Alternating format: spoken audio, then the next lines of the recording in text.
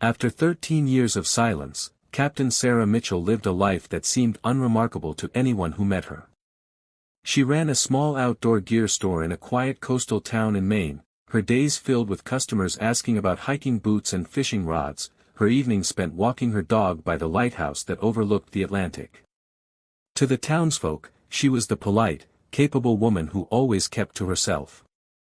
Few knew she had once been the first female operative ever embedded with a Navy SEAL team. Even fewer understood the weight she carried from a mission that had gone dark, a mission buried in classified files and sealed lips. She told herself she had moved on, but her instincts never dulled, and her dreams were still haunted by the echoes of the past. One rainy evening, as thunder rolled across the coastline, a black SUV pulled into her driveway. She froze at the window, the kind of stillness that comes from recognition, because she already knew who it was before the knock came. She opened the door to find Commander James Holloway, a man whose face belonged to another lifetime. The years had carved lines into his weathered features, but his eyes held the same intensity she remembered. Without wasting words, he said, "We need you back, Mitchell. It's happening again." Sarah laughed, but it wasn't from humor, it was from disbelief, from the sheer absurdity of being pulled back into a world she had promised never to revisit. 13 years, she said. I buried it. I buried all of it. Holloway's jaw tightened. Not all of it. They're alive. Her heart slammed against her ribs. The word "they" carried weight, because there was only one group of people he could mean, her old SEAL team.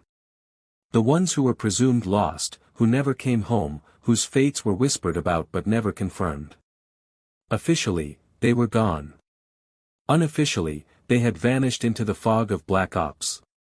Now Holloway was telling her they weren't just ghosts, they were captives. Conflicted, Sarah tried to shut the door, but Holloway wedged his boot against the frame. This isn't about the Navy. It's about family. They trusted you, Sarah. You walked away, but they never stopped waiting for you to come back. His words sliced deep. That night, sleep was impossible.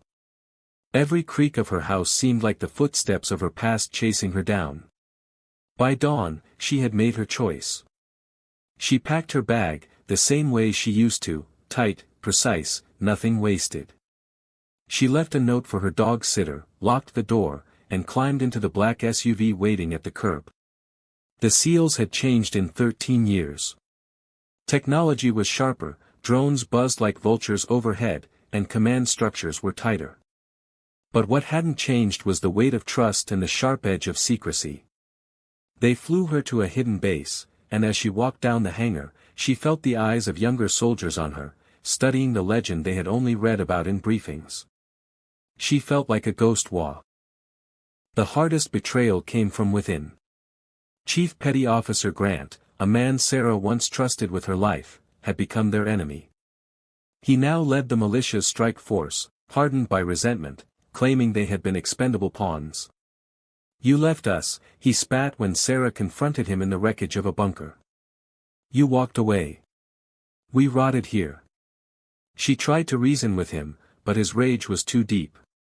Their battle was brutal, echoing with years of betrayal and guilt, ending with Sarah forced to make the choice she dreaded, pull the trigger on a man she once called brother. The extraction turned into chaos. Explosions tore through the compound, and Sarah carried Mason across the rubble, refusing to let him die in her arms.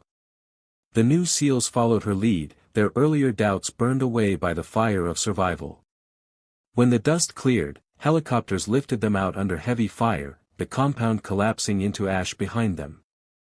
Sarah looked down from the chopper, the wind whipping her hair, and knew that her silence had been broken forever. Back on American soil, the story of their survival would never make the news. It would be sealed, hidden, buried in classified vaults. But among the SEALs, Sarah's name would rise again, not as a legend of the past, but as the warrior who came back when they needed her most. Mason, broken but alive, gripped her hand and whispered, 13 years, Sarah, and you still saved me. Tears burned her eyes, but she held them back. Because warriors don't weep in public, not even when their silence finally ends. Her store in Maine still stood when she returned weeks later. On the outside, nothing had changed. But inside, Sarah knew the truth: her life would never again be just about fishing rods and hiking boots. The call could come again at any time. And when it did, she wouldn't say no.